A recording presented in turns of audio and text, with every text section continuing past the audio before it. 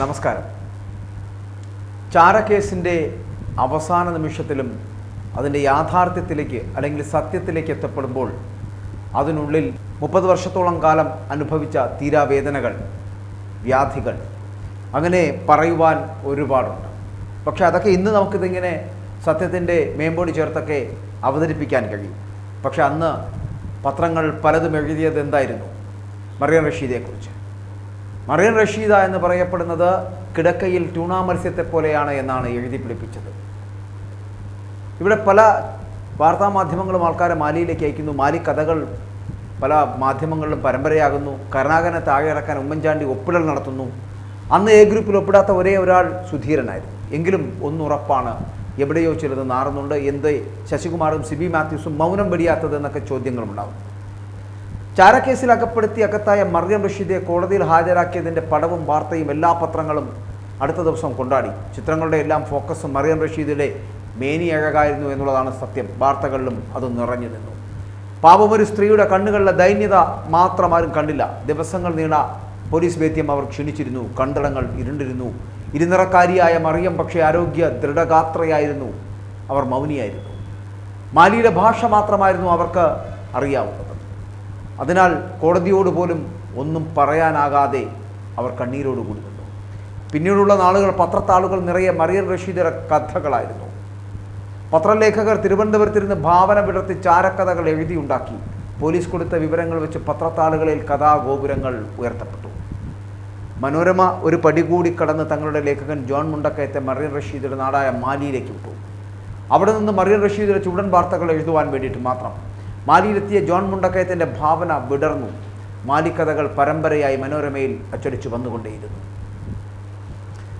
റഷീദ കിടക്കയിൽ ട്യൂണ മത്സ്യത്തെ പോലെ എന്നാണ് പറയപ്പെടുന്നത്. മംഗളം പത്രത്തിൻ്റെ ലേഖകൻ എഴുതി പിടിപ്പിച്ച വാക്കുകളാണ് ഞാൻ ഈ പറഞ്ഞത്.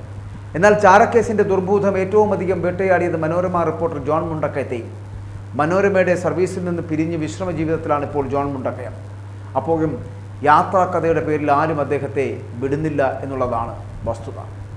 ഒടുവിൽ തൻ്റെ ഫേസ്ബുക്ക് കുറിപ്പിൽ ജോൺ ഇങ്ങനെ എഴുതുന്നു: ചാരക്കേസുമായി ബന്ധപ്പെട്ട് മറിയം റഷീദ കിടക്കയിൽ ട്യൂണ മത്സ്യത്തെ പോലെ പുളയും എന്നൊരു വാചകം ആരും മലയാള മനോരമയിൽ എഴുതിയിട്ടില്ല എന്ന്. ഇത്തരം വാചകങ്ങൾ മനോരമയുടെയോ എൻ്റെയോ സംസ്കാരമല്ല എന്ന് മനോരമയിൽ അങ്ങനെ ഒരു വാചകം അച്ചടിച്ചു വന്നതായി കാണിക്കാൻ ഞാൻ വെല്ലുവിളിക്കുന്നുവെന്ന് അദ്ദേഹം ഫേസ്ബുക്ക് കുറിപ്പിട്ടു. മറ്റൊരു പത്രത്തിൽ മറ്റൊരു ലേഖകൻ എഴുതിയ ഈ വാചകം മനോരമയുടെയോ എൻ്റെയോ തലയിൽ കെട്ടിവെക്കാൻ നോക്കണ്ട എന്നും ഈ കള്ളപ്രചരണം കൊണ്ട് സംതൃപ്തി കിട്ടുന്ന വികല മനസ്സുകൾക്കും സൈബർ ഗുണ്ടകൾക്കും അത് തുടരാമെന്നും ജോണിൻ്റെ വാക്കുകൾ അങ്ങനെ തുടർന്നുകൊണ്ട്. സത്യമാണ്, ട്യൂണ മത്സ്യപ്രയോഗം മനോരമയുടേതായിരുന്നില്ല, അത് മംഗളത്തിൻ്റേതായിരുന്നു. മുഖ്യമന്ത്രിയായിരുന്ന കെ കരുണാകരനെതിരെ കോൺഗ്രസിലെ ആന്റണി വിഭാഗം പടനയിച്ചിരുന്ന ഒരു കാലമായിരുന്നു അത്. അന്നത്തെ നേതാവ് സാക്ഷാൽ ഉമ്മൻചാണ്ടി ചാരക്കഥ നിയമസഭയൊക്കെ ഇളക്കി മറിച്ചിരുന്ന കാലം. കരുണാകരന് പ്രതിരോധ കവചം തീർക്കാനുണ്ടായിരുന്നത് കോൺഗ്രസിലെ ഐ വിഭാഗം മാത്രമായിരുന്നു അന്ന്. പ്രബലമായിട്ടുള്ള എ വിഭാഗം സഭയിൽ മൗനം പാലിച്ചു. ചാരക്കഥ പിന്നെയും കത്തി കയറുകയാണ്. കരുണാകരനെ മുഖ്യമന്ത്രി സ്ഥാനത്ത് നിന്ന് മാറ്റാൻ ഹൈക്കമാൻഡിനോട് ആവശ്യപ്പെടാൻ MLA-മാരുടെ ഒപ്പ് ശേഖരണവും തുടങ്ങിക്കഴിഞ്ഞു. ഒടുവിലത്തെ ഒപ്പിനായിട്ട് ഉമ്മൻചാണ്ടി ഇറങ്ങിയിരിക്കുകയാണ്. അത് VM സുധീരൻ്റെ ഒപ്പാണ്. പത്രക്കാർ പിന്നാലെയുണ്ട്, പക്ഷേ സുധീരൻ ഒപ്പിട്ട് കൊടുത്തില്ല. അന്ന് ഉമ്മൻചാണ്ടിയുമായി പിണക്കത്തിലായിരുന്നു VM സുധീരൻ. ഉമ്മൻചാണ്ടിക്ക് അതിൽ ജാള്യതയെ ഇല്ല എന്നുള്ളത്. സുധീരൻ ഒപ്പിട്ടില്ലെന്ന് ഉമ്മൻചാണ്ടി തന്നെ പത്രക്കാരോട് സമ്മതിക്കുകയും ചെയ്തു. അന്നും ഉമ്മൻചാണ്ടിയുടെ നിലപാടിതാണ്: ശരിയെന്ന് തോന്നുന്നത് ചെയ്യുക, പിന്നീട് തെറ്റെന്ന് തോന്നിയാൽ അതിനെ തിരുത്തുക. അങ്ങനെ ഹൈക്കമാൻഡിൽ സർവശക്തനായിരുന്ന കെ കരുണാകരനെ മുഖ്യമന്ത്രി സ്ഥാനത്ത് നിന്ന് നീക്കാൻ പാർട്ടി തീരുമാനിക്കുന്നു.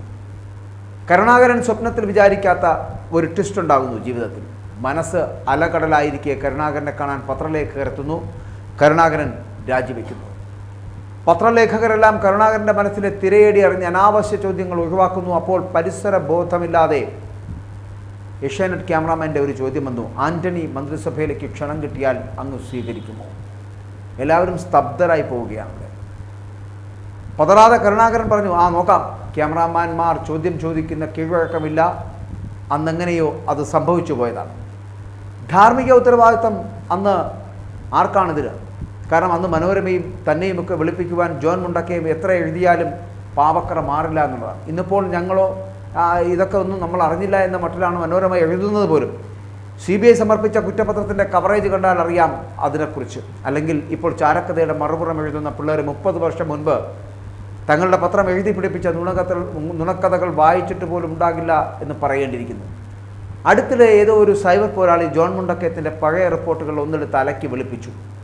ആ റിപ്പോർട്ട് തുലോം സേഫ് ആയതായിരുന്നു. അതിനാൽ ആ റിപ്പോർട്ട് ചൂണ്ടിക്കാട്ടി ജോൺ ചോദിക്കുന്നു, ഇതിലെവിടെയാണ് കുഴപ്പം? അദ്ദേഹത്തിൻ്റെ ഫേസ്ബുക്ക് പോസ്റ്റ് വരെ ഉണ്ടായിരുന്നു. അതിങ്ങനെയായിരുന്നു. ആ ഫേസ്ബുക്ക് പോസ്റ്റിനകത്ത് അദ്ദേഹം പറയുന്നതാണ്, 30 വർഷം മുമ്പ് ചാരക്കേസുമായി ബന്ധപ്പെട്ട് താൻ എഴുതിയ ഒരു വാർത്തയുടെ ക്ലിപ്പിംഗാണിത്. ഞാനെന്തോ അപരാധം ചെയ്തു എന്ന മട്ടിൽ ഏതോ സൈബർ പോരാളി തൻ്റെ ഫേസ്ബുക്ക് പോസ്റ്റ് ഫേസ്ബുക്കിൽ പോസ്റ്റ് ചെയ്തിരിക്കുന്നു. ഈ റിപ്പോർട്ട് ഞാൻ പൂർണ്ണമായും ഓൺ ചെയ്യുന്നു. മറിയം റഷീദ ചാരവനിതയാണെന്ന് ഇതിൽ ഒരിടത്തും താൻ പറഞ്ഞിട്ടില്ല. ഇന്നും ഈ റിപ്പോർട്ട് 100% വസ്തുതാപരമാണ്, സത്യസന്ധമാണ്. ഏതെങ്കിലും കാര്യത്തിൽ തർക്കമുള്ളവർക്ക് ഉന്നയിക്കാം. ജോണിന് കിട്ടിയ പിടിവള്ളിയാണ് സൈബർ പോരാളി ഇട്ട ഈ പോസ്റ്റർ നടത്തുന്നത്. ജോണിന് മാത്രം കുറ്റം പറയാനാകുമോ എന്ന് മറ്റ് ആൾക്കാർ ചോദിക്കുമ്പോൾ, മറ്റ് പത്രലേഖകർ ചെയ്തതും ഇതേ മട്ടിൽ കൊടുംപാതകം തന്നെ. ഏഷ്യാനെറ്റിലെ ഗോപകുമാർ ഒഴുക്കിനേരുന്ന തനിക്കൊപ്പം കണ്ണാടി പന്തിയിൽ പോരാടിയതിനെക്കുറിച്ച് നമ്പിനാരായണൻ നന്ദിപൂർവ്വം സ്മരിക്കുന്നുമുണ്ട്. അതുപക്ഷേ എന്നായിരുന്നു ചാരക്കേസെല്ലാം കെട്ടടങ്ങി കഴിഞ്ഞ് നമ്പിനാരായണൻ്റെ ഉയർത്തെഴുന്നേൽപ്പിന് കളമൊരുങ്ങിയ കാലത്തായിരുന്നു കണ്ണാടി അങ്ങനെ ചെയ്തത് എന്നുള്ളതാണ്. ഇതൊക്കെയാണെങ്കിലും ഇന്നും ഉത്തരം കിട്ടാത്ത ചില ചോദ്യങ്ങൾ ചാരക്കേസിൽ അവശേഷിക്കുന്നുണ്ടെന്ന് അതൊരു സത്യമാണ്. ഒന്നുമില്ലാതെ തീ പുകയില്ല, പിന്നിൽ എന്തൊക്കെയോ കഥകളുണ്ട്. അതന്ന് DIGയും അന്വേഷണ ഉദ്യോഗസ്ഥന്മാരുന്ന CB മാത്യൂസിന് അറിയുകയും ചെയ്യാം. അത് വെറും പെണ്ണ് കേസ് മാത്രമായിരുന്നു. കേസിലെ മറ്റൊരു പ്രതിയായിരുന്ന ശാസ്ത്രജ്ഞൻ ശശികുമാർ ഇതുവരെ വായി തുറന്നിട്ടില്ല. അതെന്താ കാരണം? അദ്ദേഹം യവനികയ്ക്ക് പിന്നിൽ ഒളിച്ചതെന്തിന്? CB മാത്യൂസിനെ പോലെ സത്യസന്ധനായ ഒരാൾ സ്മാർട്ട് വിജയൻ്റെ തോന്നിയാസങ്ങൾക്കെല്ലാം ചൂട്ടുപിടിക്കുമോ? കേസിൽ ശർമ്മ എന്നൊരാളെ CB മാത്യൂസ് പിടികൂടിയത് അന്ന് ബാംഗ്ലൂരിൽ നിന്നുമാണ്. ഒരു കാര്യവുമില്ലാതെ വെറുതെ നടന്ന ഒരാളെ പിടികൂടി പ്രതിയാക്കുമോ? അന്നത്തെ കാലത്ത് ബാംഗ്ലൂരിൽ നിന്ന് വിമാനത്തിലാണ് CB മാത്യൂസ് ശർമ്മയെ കൊണ്ടുവന്നത് പോലും. CBI അന്വേഷണത്തിന് അന്ന് ശുപാർശ ചെയ്തതും CB മാത്യൂസ് ആണെന്നുള്ള കാര്യം മറന്നു പോകരുത്. ഉണ്ട്, എവിടെയോ ചിലത് നാറുന്നുണ്ട്. പക്ഷെ അതറിയാൻ കേരളത്തിന് അവകാശവുമുണ്ട്. CB മാത്യൂസ് ആണ് ഇനി വായി തുറക്കേണ്ടത്.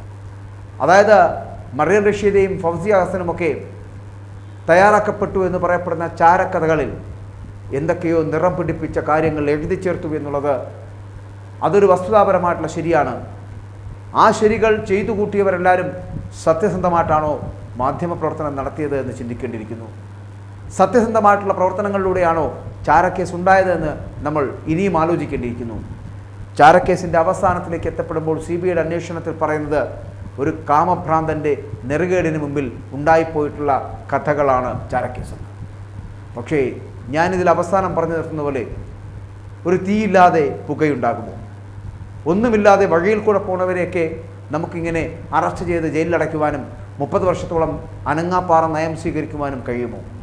അങ്ങനെ ഒരു സംവിധാനത്തിന് കീഴിലാണോ കേരളവും ഇന്ത്യ എന്ന മഹാരാജ്യവും? സത്യസന്ധമായിട്ടുള്ള പ്രവർത്തനങ്ങൾ അത് പോലീസിൻ്റെ ഭാഗത്തു നിന്നായാലും നിയമത്തിൻ്റെ ഭാഗത്തു നിന്നായാലും ഉണ്ടാവുക തന്നെ വേണം. കൃത്യമായിട്ടുള്ള നിയമപരിരക്ഷ എല്ലാവർക്കും ഉണ്ടാകേണ്ടതാണ്. അതില്ല എങ്കിൽ നിരപരാധികൾ ഇനിയും ശിക്ഷിക്കപ്പെടുമെന്നുള്ള കാര്യത്തിൽ സംശയമില്ല. ചാരക്കേസിൻ്റെ യാഥാർത്ഥ്യം മനസ്സിലാക്കണമെങ്കിൽ വായി തുറക്കേണ്ടത് CB മാത്യൂസ് എന്ന സത്യസന്ധനായ ഉദ്യോഗസ്ഥനാണ്. എങ്കിൽ മാത്രമേ ഇതിനകത്ത് ചാരമായി മാറിയ ചാരക്കേസ് എന്തുകൊണ്ടുണ്ടായി എന്ന് നമുക്കറിയാൻ കഴിയൂ. അതറിയുവാനുള്ള ബാധ്യതയും സ്വാഭാവികമായ സ്വാതന്ത്ര്യവും അവകാശവുമൊക്കെ നമുക്കുണ്ട്, ജനങ്ങൾക്കുണ്ട് എന്ന് മറന്നു പോകരുത്.